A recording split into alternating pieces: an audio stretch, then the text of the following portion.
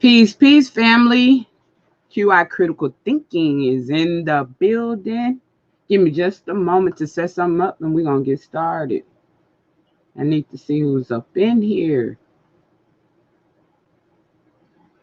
All right. Shout out to KB Johnson in the building. Co-host BB Nice in the building. Y Sims is in the building. The real Queen Royalty lives. One of my good moderators are in the building. All right. So on yesterday, on J Dunn's channel, we did an L word panel, where we covered like the first half of the gentleman's panel review.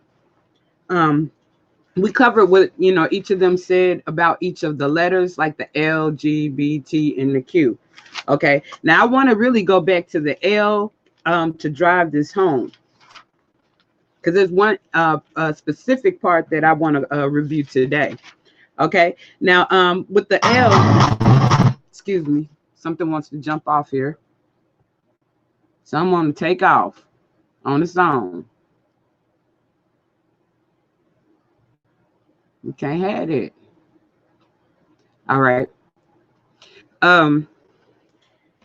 There's one specific part that I want to cover, that I want to focus on with the review, which is going to drive me into the rest of my content for tonight.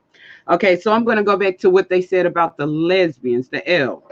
Okay, for the L, QB said lesbian, stud, lipstick. On yesterday, we concluded there were actually more categories than that fit into the, the lesbian. But lesbian pretty much is women as well.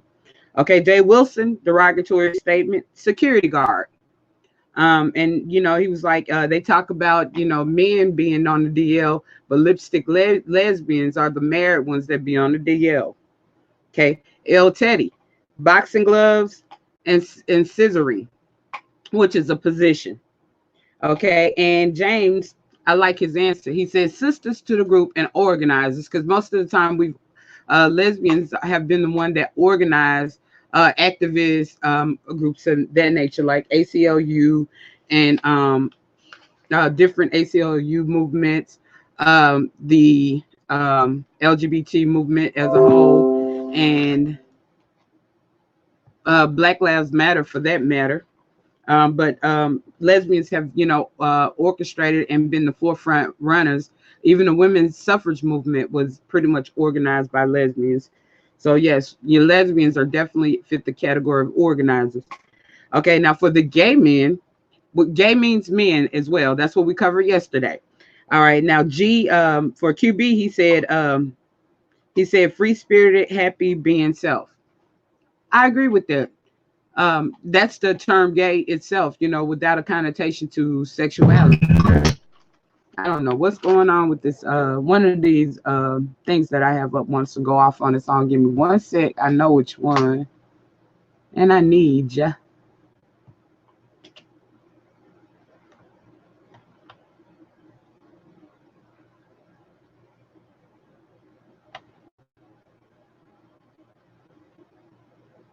Okay, let me hurry up and get to it before I get on my nerves. All right, but so and L Teddy, okay, which free spirited, happy being self, that can fit any gender. Fit any gender, but I like his answer overall, and that's the terminology of the term gay without gender. As well, L Teddy said mouthpiece of the sector, and I have to agree with that. And most vocal, I have to agree with that. Although I don't think that's always good, especially if it's not positive. As well, he also did agree that the lesbians, even though the lesbians are the activists, they're the mouthpiece. So, he did give acknowledgement to that.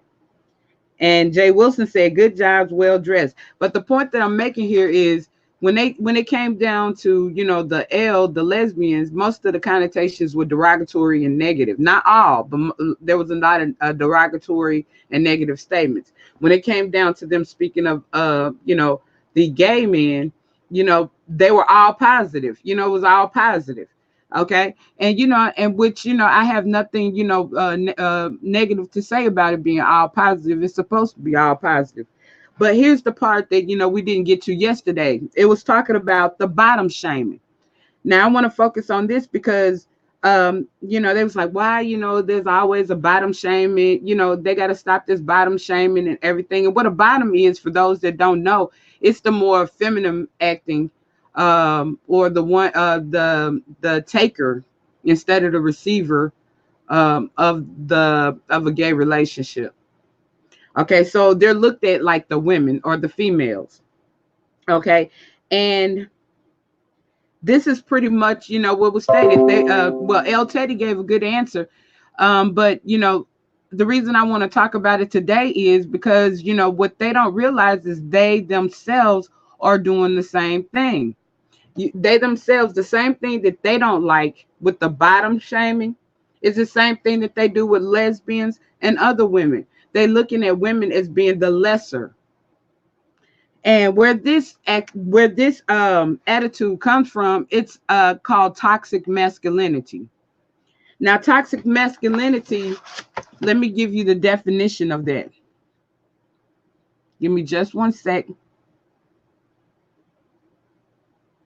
It is called, and it's very prevalent within gay males.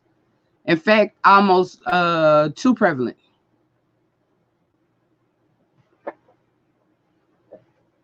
Okay, toxic masculinity is one of the ways in which patriarchy is harmful to men. It refers to the social constructed attitude that describes the masculine gender role as violent, unemotional, sexually aggressive, or so forth. A well-known masculinity men's right movement that is not mostly anti-feminist has yet to appear.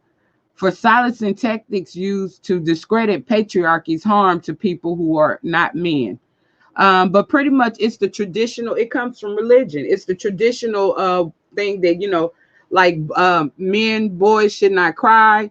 And it puts men in a sort of box when it comes down to, the definition of a man. Like for instance, let me give you some examples. The pervasive idea of male-female interaction as competition, not cooperation. That's one. The pervasive idea of male-female interaction as competition, not cooperation. The pervasive idea that men cannot truly understand women and vice versa. And the following, that no true companionship can be had between different sexes. The expectation that real men are strong and that showing emotion is incompatible with being strong. Showing emotion is incompatible with being strong, not compatible. Okay, anger is either framed as the exception to the rule or as not an emotion. Relatedly, the idea that real men cannot be a victim of abuse or that talking about it is shameful. Men are just like that. The expectation that real men are keenly interested in sex, want to have sex, and are ready to have sex most, if not all the time. The idea that real men should be prepared to be violent even when it is not called for. For example, a common response to women's tales of experiencing street harassment is for a man who's listening to say, if I was there, I would have punched the harasser. This is problematic. Okay. Discussed at length in a blog entry, male protagonist bingo. Though not reinforced much of the fictional media, in real life, it is widely expected that a man would abandon his pregnant girlfriend, being incapable or unwilling to take responsibility, feeling little to no attachment to an unborn child, and expected pregnancy and motherhood to not only change but ruin the girlfriend and the relationship. The myth that men are not interested in parenting and inherently unsuited to be single parents discourages men from becoming involved in the lives of children, encourages household inequality, which hurts all involved, assumes that in case of divorce, children will go with their mothers instead of examining each situation individually. Emasculation, the idea that there is a range of feminine interests and activities a real man would not hold, and that disprove a man's masculinity regardless of his other actions. Such examples are interest in one's personal looks, cosmetics, dressing up, fashion, being emotional, expressing emotions, crying, appreciating frivolous things such as sugary, girly drinks, romantic styles, cute animal videos, and rom-com flicks. Understanding women being sympathetic, being silly, giddy, needing help, not knowing, and so on. So as you can see, these are all examples of things that shout out to Iris Mendacious. I'm sorry. I'm having a hard time getting my words out. Iris. Shout out to Jacqueline. But back to what I was saying, it's like these are examples of, like what we are teaching boys, like that they shouldn't cry. And what we're actually doing is we're building monsters. And all of these behaviors and these things are taught through patriarchy. And it's sort of like putting men in it's sort of like making men more robots than anything. Just like, for instance, when they were saying why the bottom shame, because anything that's, anytime a man is in touch with their feelings, or anytime, a man does anything that is similar to, something that, women do, it is considered emasculation, which is not a true thing. And pretty much, like throughout society, one of the driving forces, or one of the things that they've been doing, is you get ostracized. Most men get ostracized for that. So toxic masculinity is more prevalent, if not, more, just as much prevalent in the gay community as any. Okay, and I put those articles and things in the comment section above. This article now that I'm going to read is Gay Men's Obsession with Masculinity is Hurting Their Mental Health. Yeah, I need to make sure, like a lot of people in this sector get this. The obsession for, masculinity is hurting, their mental health. Okay, from the moment they leave the womb, men are indoctrinated with the idea about what their gender means. Real men don't cry. They don't ask for help. They don't back down from a fight. Our culture inculcates masculinity in ways both subtle and overt. Through schoolyard taunts and gender bathrooms, at the gym, as in the frat house. The results of this relentless social conditioning is that every gay man inherits an identity crisis. Every gay man inherits an identity crisis. They must reconcile their sense of masculinity with their failure to conform to its compulsory heterosexuality. While some resolve the conflict by eschewing gender norms altogether. A surprising number embrace the very rubric they fall short of. And when they say embrace the very rubric that they fall short of, that means that, they join forces with the toxic masculinity. That's why it's like gay men shaming other gay men, for not being masculine. And these days, even within the gay world, they like most of them. They're gonna say they like, that they like, they like a man that looks like a man. I want a man that look like a man. I want a man. You know, and all of that comes from toxic masculinity. Toxic masculinity. Okay, in the gay community, a sexual premium is placed on masculinity, which puts pressure on gay men to be masculine. And this is said by a psychiatrist. There is no news to anyone who has ever perused gay dating apps, where one often comes across men advertising themselves as straight acting or masked. It is also common to list the number of times you go to the gym per week as divulging your age. In one 2012 study about gay men's attitude towards masculinity, a majority of those surveyed said it was important not only for themselves to be present as a masculine, but for their partners to look and act masculine as well. See? Other studies have found that gay men are more attracted to masculine looking faces and masculine builds, muscular builds. The more masculine one rates oneself, the greater importance he places on masculinity in his partners. If enough people tell you they're only looking for masked men, you start to think there's something wrong with you. You see? You see the pressure? You see the pressure like of a gay man, and why, there's a lot of toxic masculinity within the gay community, because a lot of pressure is put on a gay man to be a toxic misogynist, pretty much. While some may dismiss the reverence of masculinity among gay men as just a preference, it is documented negative effects on the mental health. Gay men who are more gender non-conforming struggle more frequently with self-esteem and experience higher level of depression and or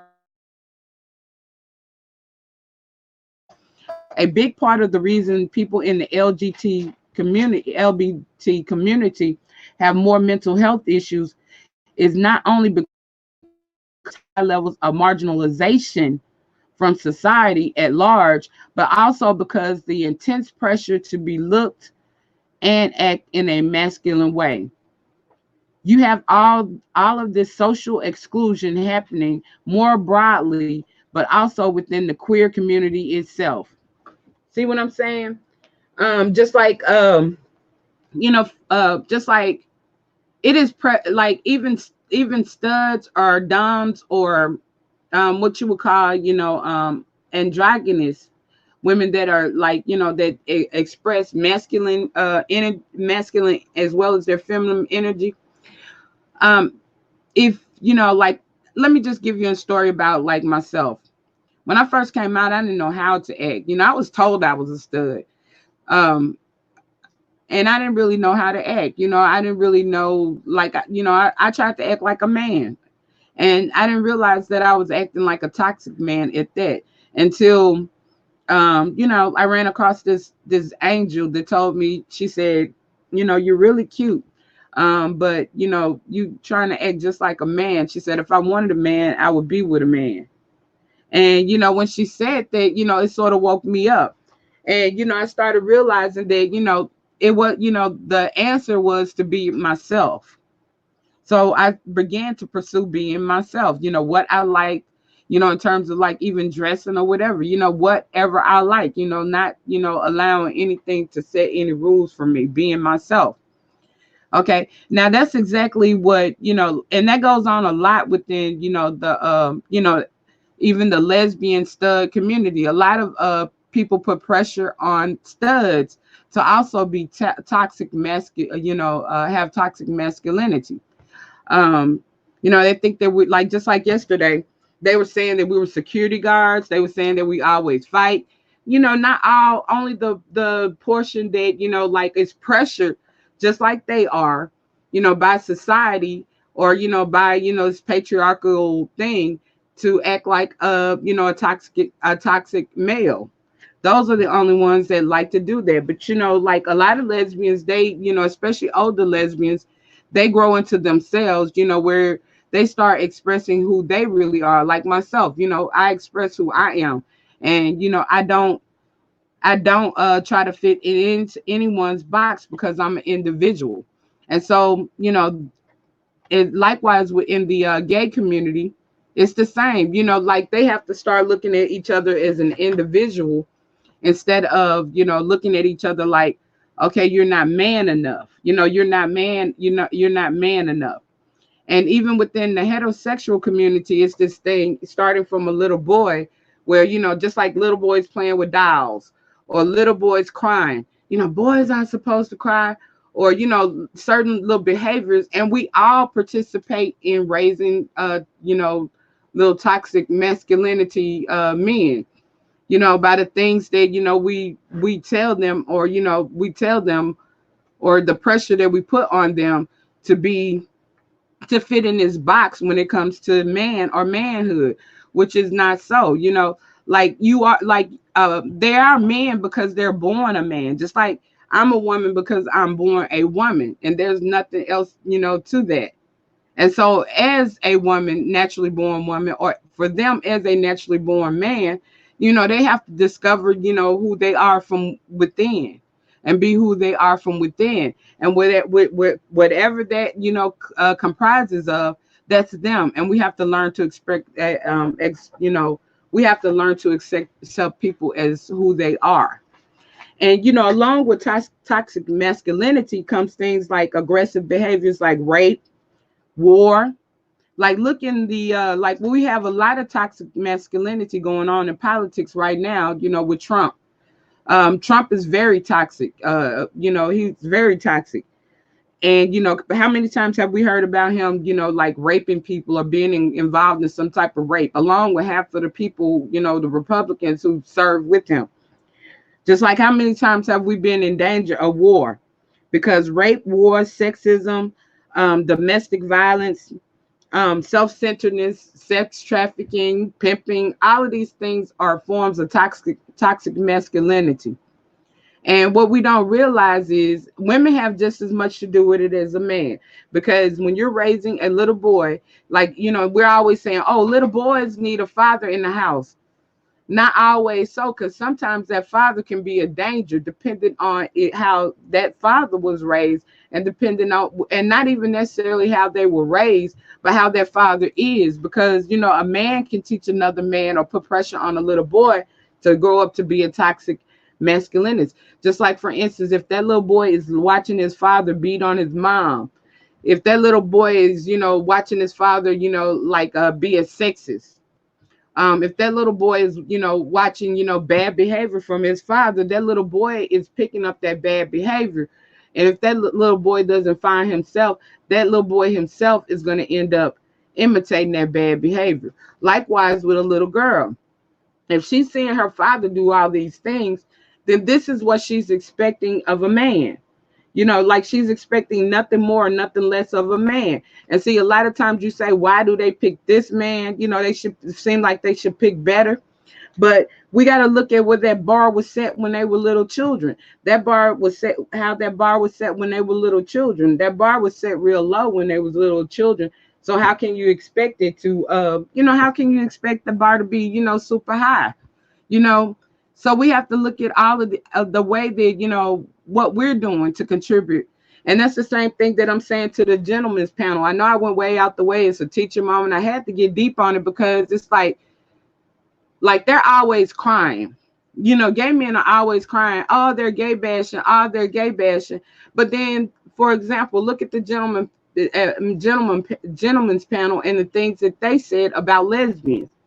Now, not all of them participated in saying derogatory or negative things, but at the same time, they, being a part of the LGBTQ themselves, were bashing another, affiliate member, sister of the LGBTQ.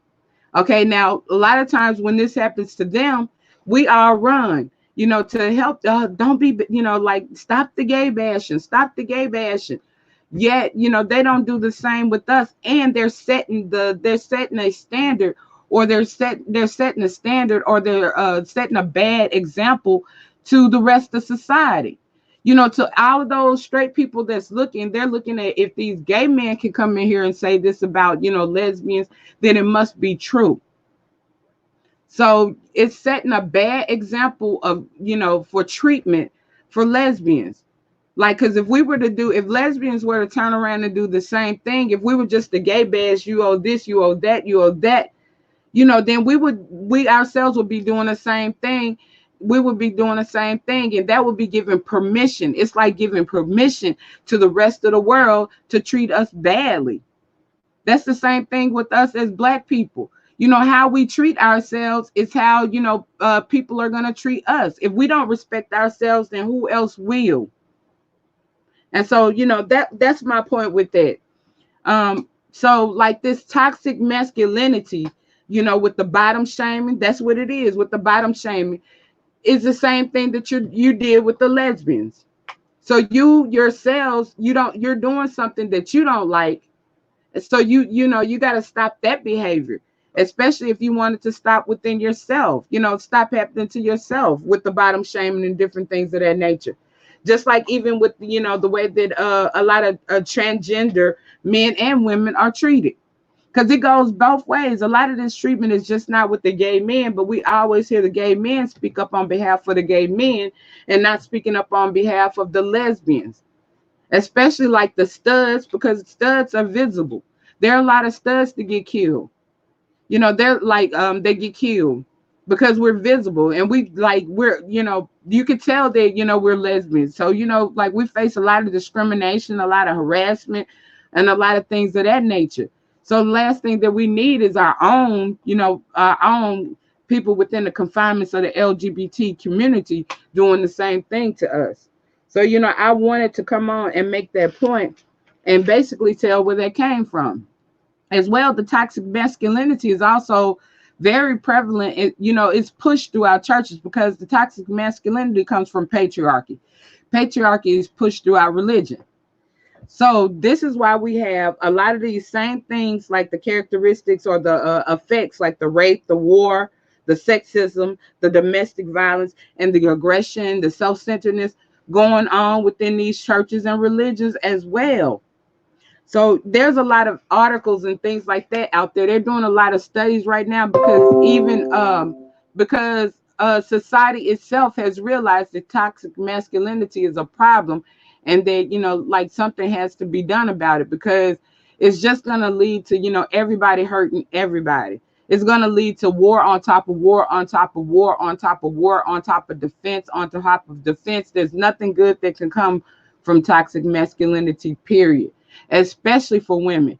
And so this is one of the biggest reasons that, I preach, or, I not necessarily preach, but I teach and I inspire women empowerment and us becoming more proactive against the toxic masculinity that occurs in the political system. Because, they don't care, if we have rights. In fact, they don't want us to have rights.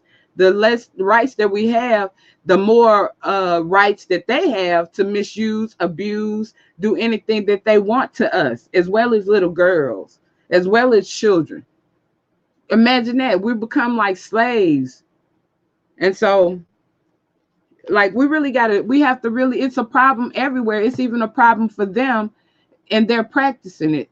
Especially one particular, person from the gentleman's panel, in which he got it from his religious background.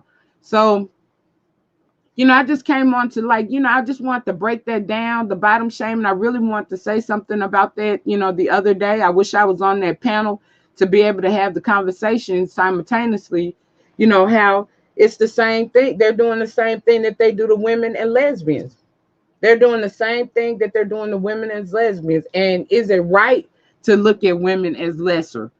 You know, that's the question. They're like, it's because women are looked at as lesser, but is it right? The question is it right to look at women as the lesser? Especially when women are bringing forth all of these new generations. And I'm just going from their perspective, you know, like an ignorant perspective of not knowing, you know, about parthenogenesis and, you know, how, you know, the oldest bones in America were of the, you know, woman. And, you know, women produce all these generations. Women are responsible for a lot, you know. I'm just going with the notion of coming from their current mindset that, you know, is it right to treat women as the lesser? And that's the problem. Women are getting treated like the lesser. But here's the thing, women, we have got to stop allowing ourselves to be treated like the lesser. Why are we allowing ourselves? Why are we just going with the flow? Why are we just it's like it's become so bad and so sad, you know, to see women with so little um self-worth, so little self-esteem, you know, to feel like, you know, they should be mistreated, they should be beaten, they should be silent, they should be raped, they should be you know, they should be treated badly. It's so sad to see that when you know, like I didn't grow up with a family like that. I didn't grow up with a family like that. I grew up with in a family of strong women. It's like I grew up with the women that'll put the grits on the stove, the boil them grits, and if you couldn't get it together, they had something for you. You know, that's where I came from. So you know, I just don't understand it. And you know, we need to bring back sisterhood. You know, so that you know we can instill and help raise the bar and raise you know, self-esteems of women and little girls so that the world would end up being a better place, so that we can fight off this toxic masculinity, you know, so that we can survive. Because at the rate we're going now, we're not going to survive, because we don't realize that women are the race, women are the future, women are the everything, you know. And not to lessen men, but you know, like until men can realize that, you know, the first person that puts food in their mouth is their mother. The reason that they even exist here is because of their mother. They came from the womb of their mother. Then, you know, and respect that and honor that, and not treat that as a lesser, instead treat that as an honor. Then, you know, we're going to be in trouble. We're in trouble. So pretty much that concludes what I wanted to talk about in terms of the toxic masculinity and that part of the bottom shaming, which is the same thing as treating women badly, which is the same thing as treating lesbians badly, you know, just based on gender, discriminating and, you know, discriminating and mistreating people based on gender. So now I'm going to, you know, take a few minutes to read the chat. I hope that I explained everything pretty well. And do a few more shout outs. Okay, Iris Medacious in the building. I think I got it right that time. TT in the building. Jacqueline in the building. BB Nice. So Alchemy in the building. DC Kool-Aid and Lisa in the building.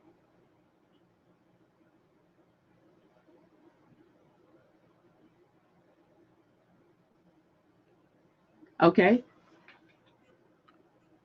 Okay, Jacqueline said it should be a unity between heterosexual and homosexual women.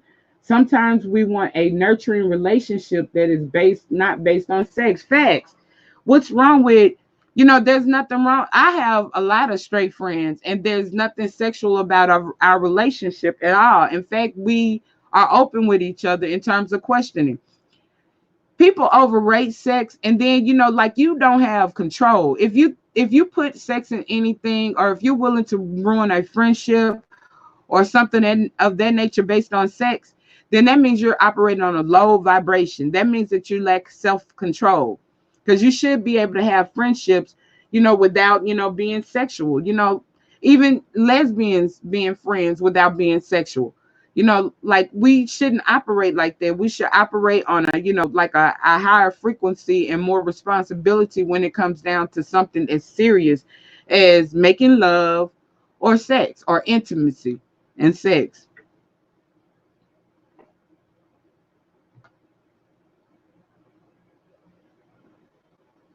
Okay, any questions?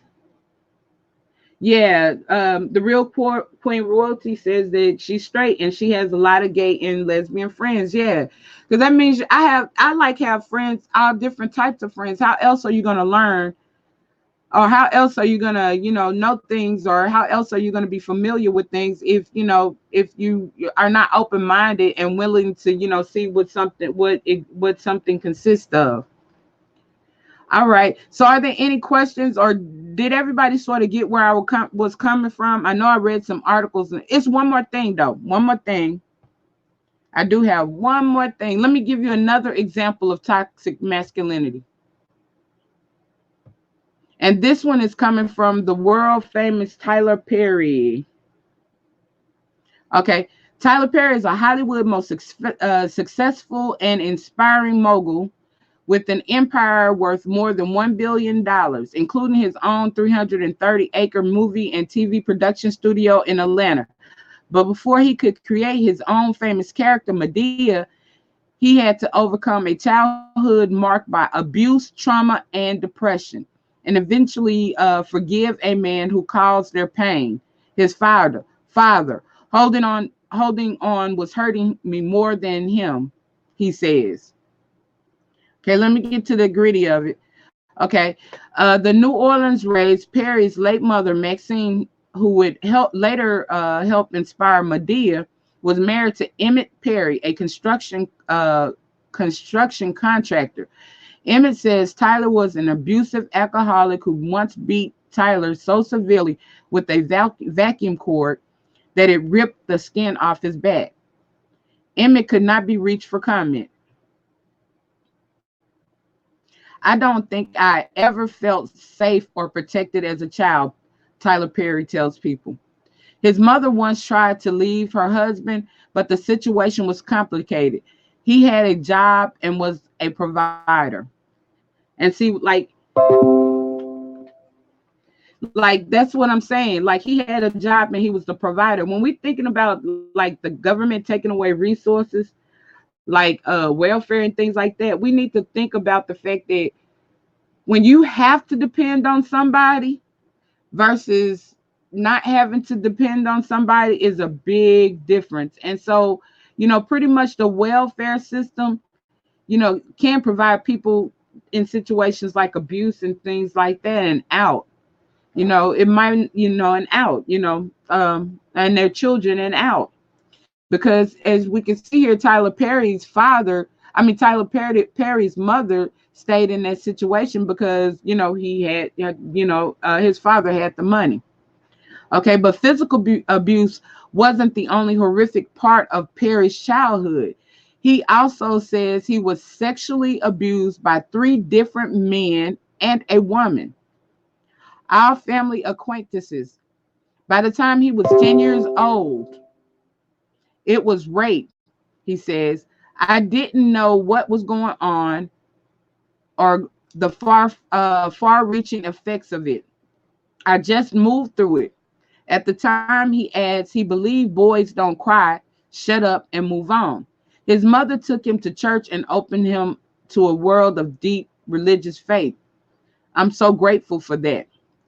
Perry and his mother remained extremely close until her death in 2009 from complications of diabetes.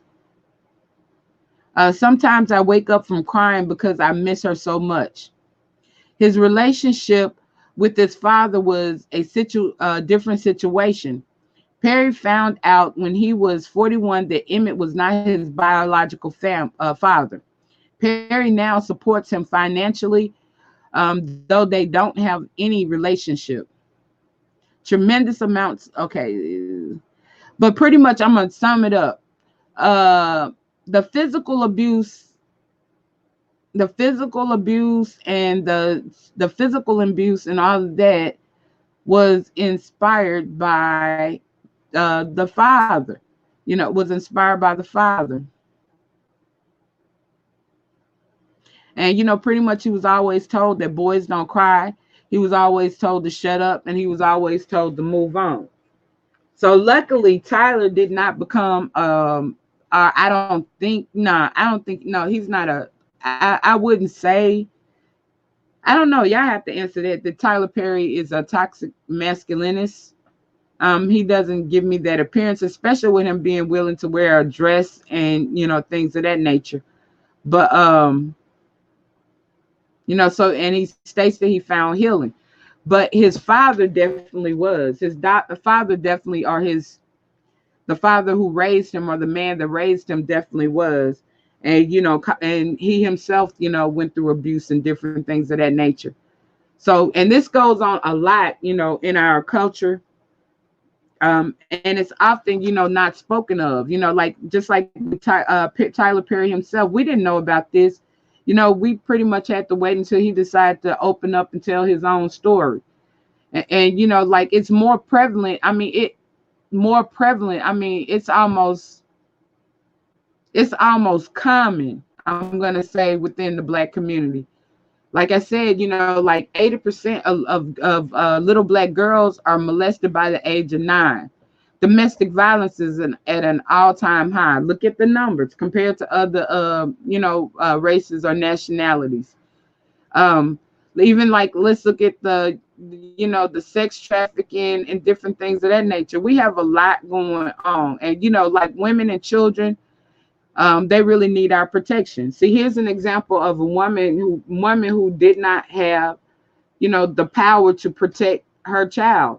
You can see that she wanted to, but she did not have the power or the ability to protect her child.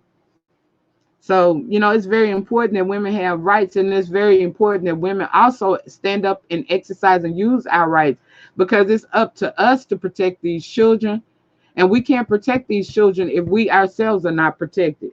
So, that's pretty much the point, because as we can see with toxic masculinity, that men are taught, men are pretty much taught, or have been taught throughout society through patriarchy, that they shouldn't have an interest in raising the children, or that children should not be their responsibility and things of this nature. So that's why in a lot of ways they've been taught to turn a blind eye to it, or taught to tell children to shut up or move on, or to stay silent.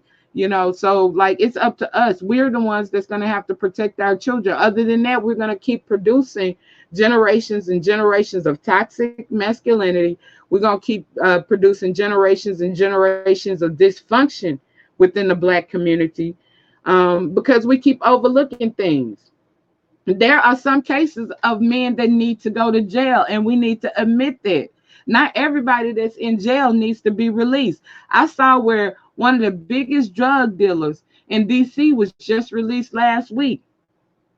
So hopefully he can find a job, because like he's still going to be considered a felon.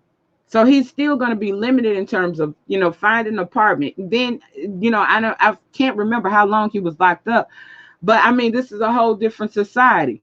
And so what ends up happening is, a lot of times these same, like they go back to doing what they did in the past. And hopefully that wasn't anything like, pimping, or anything like, sex trafficking. And then, of course, like the drug dealing itself. Because we got to look at this when it comes down to drug dealing. They're not just selling to, people who don't have children. They're selling these drugs to mothers who have children. They're selling these drugs to fathers that have children. And so it's just not, like the effects don't just harm the person that they're selling the drugs to. The person is harming their children and their families. Like the 80s was an all-time drug epidemic, and really changed things for us as Black Americans, because before then we were doing good. During the 70s and the early 80s, we were doing good. Then they came in and dropped that crack cocaine down, and everything took a turn for the worse. All of a sudden, like it's like our cousins and stuff start stealing. Like all of a sudden, children started, like having to raise themselves. They were hungry, a lot of different, that drug epidemic really hurt us, as Black Americans. So, we have to look at things of that nature. We really don't need people, I don't care who it is, male or female, in our community that's going to be harming our community. We cannot get better unless we get rid of, we do something about our weakest links. And so, pretty much that's all I had to say. Let me go back to the chat.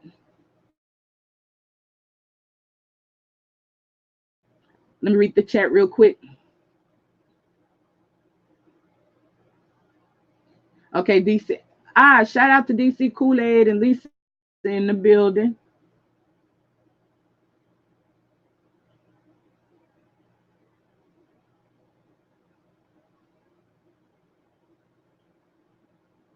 Yeah, somebody said they think that Tyler Perry is an incredible survivor. BB said, I think that, Jacqueline said that, and the BB said, I think Tyler uses these characters as a form of therapy and self-awareness. I think so too. Okay, and so Alchemy said, this is interesting. I'm going to do a video response. Okay. Yeah, like please by all means. So Alchemy, do I'm gonna respond to some of your commentary that you've been doing on that case. Um, I just haven't had a chance because there's so many things that I've been wanting to cover. But by all means, feel free at any time. Like that's the only thing way we're gonna get stuff out is we all do commentary, we all teach people, each one teach one, and that's the only way we're gonna change the world. That's the way that we raise awareness. So I'm all for that. I'm not greedy. I put it out there so that we can share, so that it can spread. But I like to thank everybody, for coming in and supporting. I know I'm gonna say this is me. I like to teach. I like to educate. I like for people to be aware. I'm gonna try to do some fun things sometimes. I am a fun person, but right now I just feel like we have some serious things on the board, and I'm more concerned about our survival than anything. And so that's my purpose, and that's where I'm coming from. But I like to thank everybody who came out and supported. And I like to say I love everybody. Make sure you smash that like, share, and subscribe. And until next time, love, peace, and hair grease. And I'm gonna give us a little music to go out with. I think I am.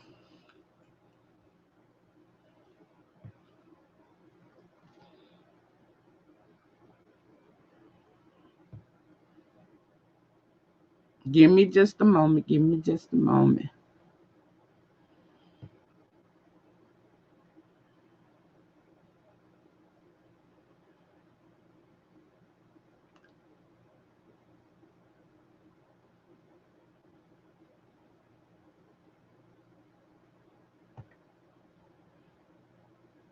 Y'all will be gone by the time I get the music going.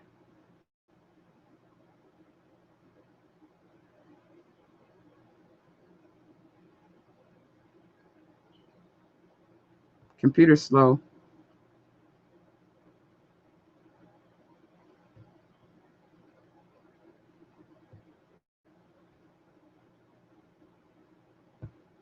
Come on, come on, come on.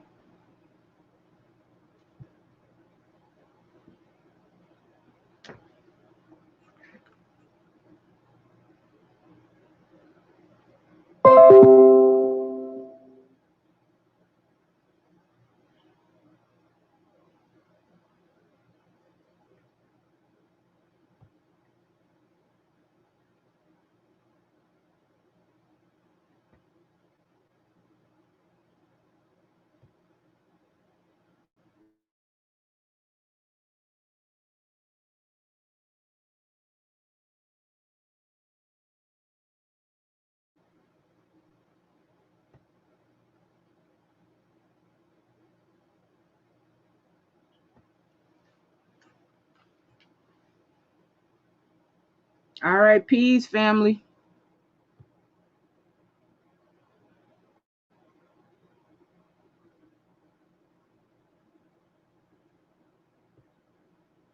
We're not gonna worry about the music. By the time it starts, oh, y'all still here? Okay, okay. Here we go. Here we go. I'm just like, I'm just like, just for you, BB, because I'm just like, gosh, come on. It still don't want to. I don't know what's going on my computer. It just want to trip. Let me see if I can do it from over here faster.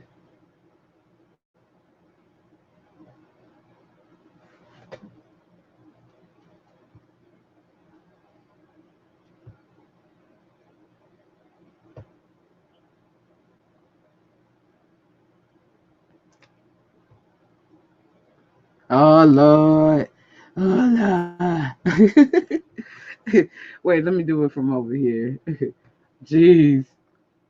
Jeez.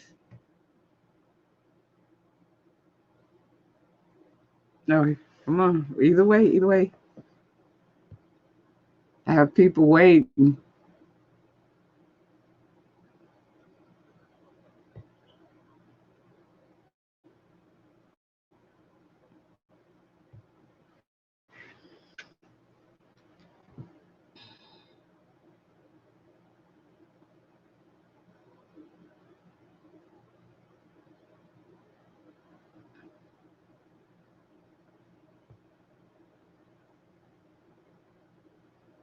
Here we go.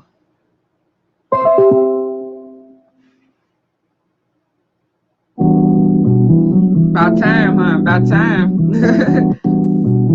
Woo. I didn't think that was gonna ever happen.